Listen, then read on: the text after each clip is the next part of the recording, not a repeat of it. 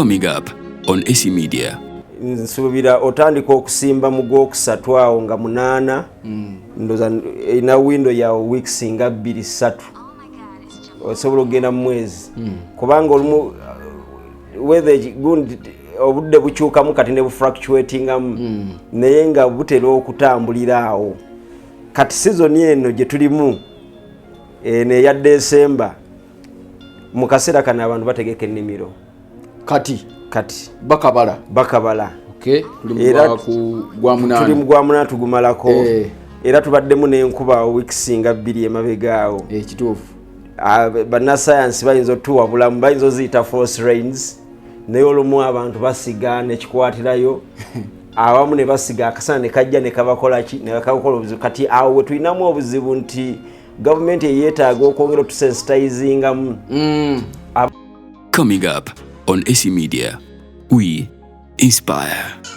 Aba YPA abakugu mu kukola amagoba nga bayita mu kulunda embuzi bazze okukuwonya obwavu anti balina obumanyirivu bwa myaka 12 beddo teweetaaga kuba na ttaka abakozi oba ebiseera gwe lundisa aba YPA ofune nusu ku nusu tebiri mu folofoto w'abazibbye zaafudde oba zaabuze ofuna ssente yo nga teriiko agamba oba okufuna embuzi zennyini okumanya ebisingawo tusange ku kizimbe kya YPA building ku Lubaga Road okuliraana enkulungo ya Kabaka oba Nansana ku siteegi y'e Naluvule osobola okutukubira ku ssimu noti 7 noti 3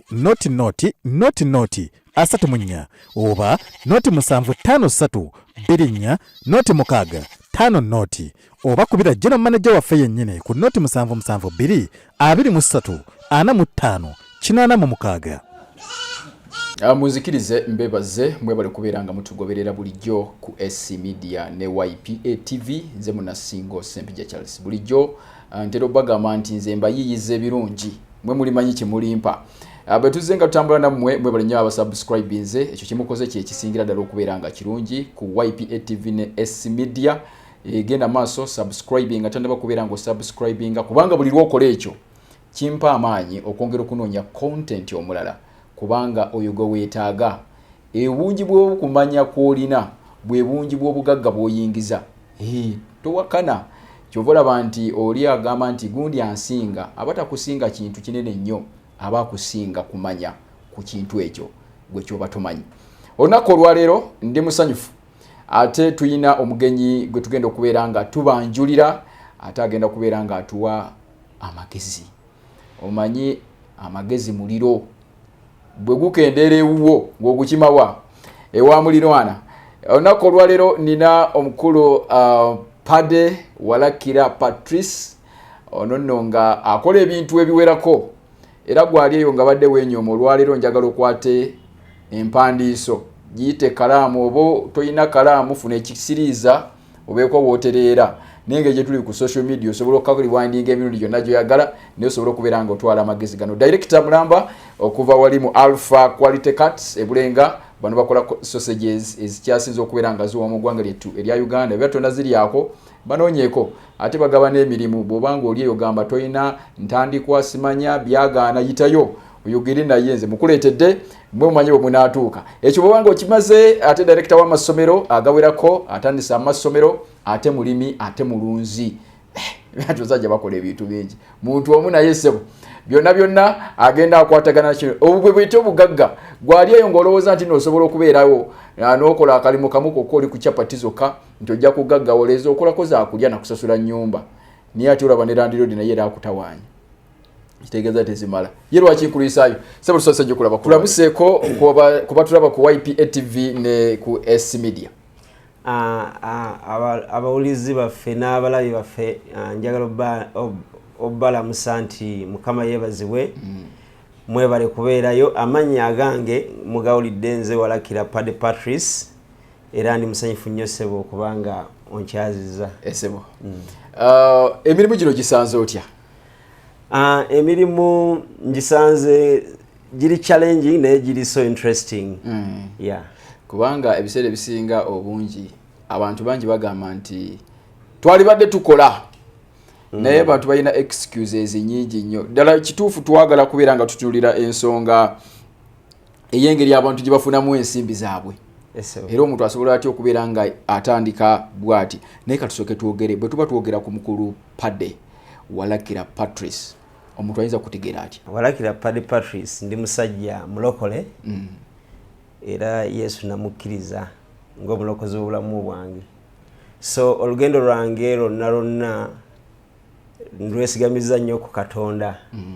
Naye nga ndi musajja mulokole, nina famire, nina omukyala n'abaana.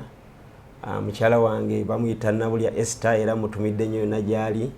Manyi n'abaana bange balina okuba nga ti bali bawokinga kuba nabagambye enzija wano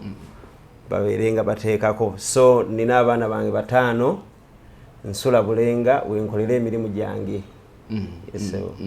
Singa omuntu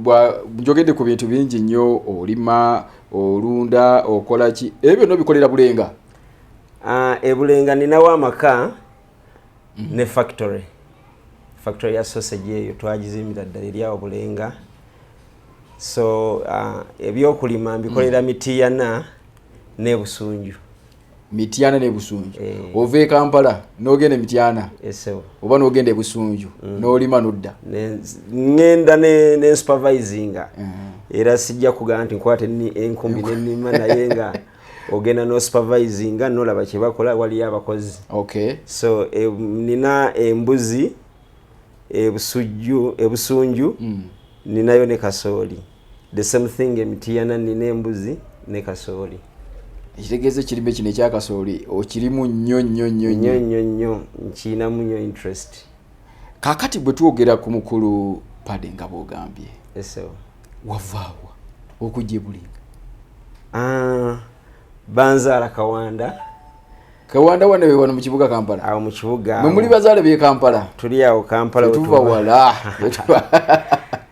Naye nga tewali njawulo era wova so nva Kawanda awo nenzija nembeerako e Makindye nensomera e Kyambogo University.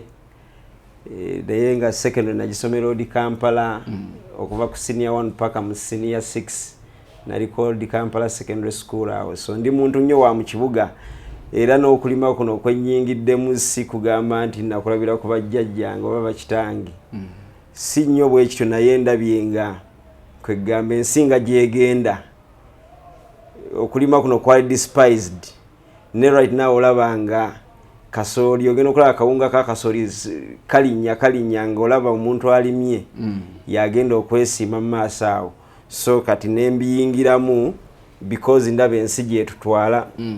Ate n'ebintu byenkola bino ebya factory nketaaga n'amasomero nketaaga mu masomero nketaaga wali nina abakozi bangi basukka mu 5 ku factory. So genda okulaba nga emmere ekuyingira. So kati nenyingira mu kulima ne mu kulunda naye nga nva wambuza gye nva Kawanda awo. Wano ensonga lwaki tuleeta abasajja nga bano ebiseera ebisinga bwe tuyambeko okubeera nga tukyusa endaba yaffe y'ebintu, kubanga ekyo kyolaba kyennyini kyogenda okubeera nga obeera era kyogenda okubeera nga otwala mu mbeera efaanana bwetyo. Mukulu Paddy, otukoze bulungi nnyo bw'osaze bunojja. Naye njagala kusooka kubeera nga tuyambako Munnayuganda oba oli awo n'ali yonna gy'ali atulabisa awo eno. Ebiseera ebisinga abantu bagenda ne beekwasa nti obugagga buzibu nnyo nga beekwasa ensonga ez'enjawulo. Biki byolowooza abantu bibasaanye okubeera nga baviirako ddala bwe babeera nga banaakola ku kasente? Kwegamba nze ndowooza obugagga mbugeraagalina kukula. Omuntu alina okukula obeera omwaka ne gweyongerako n'obugagga oba okunoonya ssente kijja olina kikola gradually. Tozuuka buzuukusi nti oli mugagga. Ate era oyinza obutatuuka n'ogamba nti kati ngagga wadde, kubanga buli era ssente n'abaziina ennyo betulowooza nti baziina ennyo buli kaseera aba awulira nga azeetaaga. So nandigambye nti obugagga mbugeraganyiriza na kukula tulina okugyamu endowooza zino ezirowooza nti gavumenti ekyo abantu bakyekwasa. Nti gavumenti yetusibye mu bwavu. Kati gavumenti bagyogerako ebintu bingi abamu ne boogera ku tribes zaabwe ne bawulira nga bali unfortunate aba ne boogera ku religion zaabwe senga nabadde n'eddiini gundi yandinkwatiddeko naye nga bwe tumanyi ffenna buli muntu ali walabira enjuba era buli muntu wali wakaabira oba wasanyukira so senga abantu beerabira ne bava ku bya gavumenti kale bakole responsibilities zaabwe naye wetuyogera ku gavumenti etaddewo systems tuyinza ozikubamu ebituli tuyinza obutazikubamu bituli naye abantu abaliwo abali successful webali kati nze nabwongo bwange nabuza okusa neŋŋamba sigenda kudda nnyo ku bino byakwekwasa nina kukola bukozi kubanga wookola ebintu bitandika okukyuka kwegamba nojjamu guli omwoyo okugamba nti bagenda kumpa gundi ajja kumpa gavumenti empe omanyi abantu abamu babigetinga so negative ate ng'olumu n'ensonga ze boogerako weeziri naye ne badda mu kuzeebakamu omulala naaga yes enguudo ziyinza okuba teziri size ezisinga obulungi naye tusobola oziyitamu ne tugenda ne tunoonya ssente okitegeera akatenga waliwo ebinnya omusolo weeguli naye ensi kyetayina bantu buli nsi erimu abawa omusolo tukaabe nga bwe tukola ate ogenda kulaba nga bikkolera omulala ajja kusigala ngaayogedde akagambo kakulu nnyo ogambye tukaabe nga bwe tukola kwegamba todda mu kukaaba n'osiitira awo tekisoboka siita nga bw'okola ate ogenda okutandika okulaba nga naye bennange kubanga ogenda okulaba nga oyita ku bantu bayizi ebizimbe bisituka buli kaseera bisituka batandika kuga awo babbi nogenda okulanga n'ekyo kisitukiddemu nga nawe batandika okwogera n'oyo alabika mubbi ali mu gavumenti naye nga gwekimanyi ddala mutuufu ofunye obufubi obanga omulala olina sitore y'ogimanyi nga naye omusajja si mubbi mukozi yeekolera sente era abantu abasinga okwogera nti awo babbi ebbanka awo babbi esente gavumenti biki beeba abantu ababeera nga bo tebataddeyo effort naye oba okola otandika okumanya naye kisoboka oli ku YPA TV ne SC Media tutunuulidde ensonga oba oli awo gwe zobadde otwalanga emiziziko egikulemesa okubeera nga ogaggawala n'okyusa obulamu bwo olwali we tutunuulidde tukutegeeza butegeeza nti Youth Platform Africa etuteekamu ensimbi okulaba nga tujja wooli bano nga balunzi ba mbuzi kayingo era nga bazikulundira nga gwe totaddeemu budde bwo totaddeemu ssente zo togula ddagala tosasula bakozi ettaka liba lyabwe gwe n'ofuna amagoba 100 ku 100 osobola okubanoonyako osobola okugenda wali ku office yaabwe ku Lubaga Road opposite ne Access Building oba bw'oba omanyi Winners Chapel ojja kubeera ng'otuukawo ekizimbe ojja kiraba kiri mu langi ya grey waggulu kuliko ekifaananyi ky'embuzi n'ekigambo YPA oba osobola okugenda wali Nansana wali ku Naluvule stage emabega w'amafuta ga Prompet ojja kusangawo ekizimbe kyabwe kiri awo kiriko ekigambo kinene nnyo YPA ojja kubeera ng'otuukawo bajja kubeera nga bakubuulira butya bw'osobola okulunda embuzi n'ogaggawala tebakoma ku ekyo balima ebibira bakola ebintu bingi nnyo ekyamazima yitayo buyisi bw'obeere nga oyongera okubeera ng'omanya Mr. Patrice wano wenyini we tutuusa wempulira kati ekinyisi kyennyini obedda kyenjagala okubuuzaako ogambye nti abantu baleke okwekwasa ensongasonga gavumenti simanya biki naye bakole nawulira nga bagamba nti Uganda ye part of Africa era nti omugongo gwaffe guli nnyo ku by'obulimi okkiririza ddala nti obulimi singa omuvubuka aba buyingiddemu essaawa eno oba omuntu atulaba nti obulimi bukyayinza okubeera enkizo oba ensonga esobola okumubbula okuva mu bwavu bulungi nnyo butya olunaku olwaleero tulina omukisa nti population ekuze tulinnye tugenda mu bukadde 5 tulabeka tugenda tubuzawo kati n'okuyingira kati nga toggyeko population yaffe amawanga agatwetoolodde nago gakuze ate tegalina mukisa gwe tuyina ettaka lyaffe ne climate yaffe yankizo nnyo mu East Africa nti ffe ensi nnyingi nnyo ezitwegomba era senga tuteekayo nnyo essira mu kulima tusobola okugaggawala n'okusinga bwe tulowooza kuba kati kasooli omulaba nti waliwo watuuka wano nga twakamala omukungula akamuko katini naye mu mwezi gumu aba amaze okushuutinga kakati senga tufena tulima ne tutereka ne tutundako ne tutereka scarcity nejja ne tubanga tuyina senga tuli wala nnyo so obulimi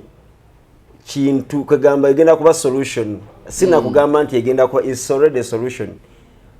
to okuwa abantu okulaba nga tugaggawala gabaddamu kubeera nga bafuna ku sente akawerako obulimi bwo bwakasooli buzibu ki obusinga okubeeramu kubanga abavubuka bangi baagadde okulaba ebintu bino byakasooli naye ogenda okuwulira nga ebbeeyi ejo etabuse biki kakati challenge y'obulimi bwa kasooli gye nnyinza okwogerako mu bavubuka nti olumu abeera n'ettaka ne season terinda kati season ezze omuntu bw'oba tolina ssente oba oli mu buzibu nti ekiseera ky'okusiga we kiba kituuse togenda kyongerayo mwezi mulamba okitegeera so awe omuntu alina okuba nga yeetegese akasente ke nga yakategeka dda nti kakati tuyingira gwa 8 tugumalako tuyingira gwa 9 sawa yakola ki yakugula nsigo kugiteeka mu ttaka kati awo we wali obuzibu n'abavubuka mukulu Paddy tugende mpola season zino zaatabuse nze sikyazitegeera ne season yegwa soko tutemeretemeremu omwaka guno kubanga twagala tuyambe atulabe essaawa eno amanye nti okay kati kino mwemandi wakukirima nkirima mu budde bwe buti season zitambula zitya kati zigwako sibitegeera bwe zikyali 2 ziri 3 kati kakati season ziri 2 eziri official ziri 2 dina di kakati waliwo eno season gye tusooka gye tusimba mu gwokusatu nga gutandika eyo ebeera nyimpi egwako mu gwako nsuubira otandika okusimba mu gwokusatu awo nga 8 ndoza ina window ya weeks nga 2-3 osobola okugenda mu mwezi kubanga olumu weather gundi obudde bukyukamu kati ne bufluctuatingamu naye nga butera okutambulira awo kati season eno gye tulimu neya December mu kaseera kano abantu bategeka ennimiro kati bakabala okay tuli mu gwa 8 tugumalako era tubaddemu n'enkuba weeks nga 2 emabegaawo kituufu bannasayansi bayinza otuwabulamu bayinza oziyita force rains naye olumu abantu basiga nekikwatirayo awamu ne basiga akasana ne kajja ne kabakolaki ne kakola obuzibu kati awo we tulinamu obuzibu nti gavumenti eyeetaaga okwongera otusensitizingamu abamu tuwulira nkuba kasira ebiro 2 bitonya n'osiga abalanga bakyabuuza yeno season yennyini obe n'enkuba erimba era nzijjukirako waliwo omwaka we batugamba nawulira ku radio nga bagamba ezo false rains si ntuufu abamu ne basiga ate nekikwatirayo kati bona n'enkuba ne yali false kati awo bo bebabuzaabuzibwa ne batuwuddisa naye gavumenti twandikubidde omulanga okufuna ebyuma ebiri accurate wegamba nti ejja kutonya eba ejja kutonya yes kubanga tekinologi oyo gyali ne bakugamba nti enkuba egenda kutandika bbanga bwe riti ne waffe ayinza okuba mukaddemu kati iyo sensitization kubanga ekyo gavumenti yesobola okuyamba omuntu wa bulijjo tetusobola kugendera ku gundi kakati ndabye enkuba etonye kati abamu beeraliikirira baasiga naye balaba ate akasana ate katandise okugira kati naffe tuliwo abatanasiga tubadde tuwuliranga aba losing out kati so that is the challenge okay so ekitegeeza mu mwezi ogwokusatu abantu basiga mu mwezi ogw'omunaana nga gugwako ogw'omwenda awo ogw'omunaana nga gugwako ogw'omunaana nga gugwako n'ogw'omwenda nga gutandika yes kitegeeza kati omuvubuka n'omuntu atulaba kati ali ku S Media ne YPA TV asobola okutandika kati okugenda n'akabala n'ensigo n'abeera nayo nti ekiro ekisooka we papa ng'ateekamu kasooli ali ku bbeeki kati kasooli ow'ensigo ow'ensigo then n'okutunda kati ow'ensigo tufunyemu challenge by the way nti ensigo ebuzeemu ezzereeti ensigo esobola okubula ebula kubanga kakati nze nina ekika kyenjagala okusimba naye nkirinze for the last 2 weeks kiba tekiri ku market waliwo kye nawulira gwe bakwatira konteyina ndowooza oba yoyo kati nze nsimba dikke eyoyo kakati ndowooza konteyina baagikwata naye baŋŋambye ate yazzeemu naggwawo Katucha naye kati containers era government tujikubira omulanga kati ebintu bya kasooli container ne webera n'ensonga bamukube mu fine ne kubanga eggwanga ligenda kuba mu crisis exactly lye lifiirwa musolo kasooli abantu kati bategeka baba tebafunye ensigo tugenda kukola tutya nabiwulira awo ne nti byajjamu gundi ne mbiwulira awo ne ngamba kisoboka nti tikisoboka naye ekiraga bwogambye gavumenti ekintu ekigire kitambule yebanjoli kiri so critical actually challenge endala eri mu kulima kati season ewedde ku katale kwaliko kensigo etali nnungi oba bagikubisa mbukubisa kuba waliwo nasimba emirundi mu bifo ngambye ebifo byanjawulo waliwo ekika kye nagula kasooli productivity ye nebeera different nekiraga nti nagula ensigo nkyamu era kati omuntu awansi agimanya atya nti nkyamu bannaye kizibu naye bwe nagenda okwebuza bangamba kati olina kunoonya bamuleetera ddala bennyini kubanga ndooza waliwo abagenda ku nasa ne bamwosaamu ne batuteerayo oliko esividia ne YPA TV tuli wano n'omukulu Paddy Walakira Patrice director ate mulimi mulunzi akola ebintu bingi nnyo batugane sausages ezooma eza alpha quality cut bali bulenga sobola okubeera nga obayitirako nobeera nga weefunira ku sausages ennungi nosobola okubeera nga ate weekolera ku nsimbi tutunulidde olunaku olwaleero ebintu abantu bye beekwasa ne bibasiba mu mbeera naddala abavubuka mugeera ne mubeera eyo mu kifo ky'okukola ne mutandika okwekwasa obusongasonga abatubulidde ensonga ebadde enkulu ennyo okwekwasa gavumenti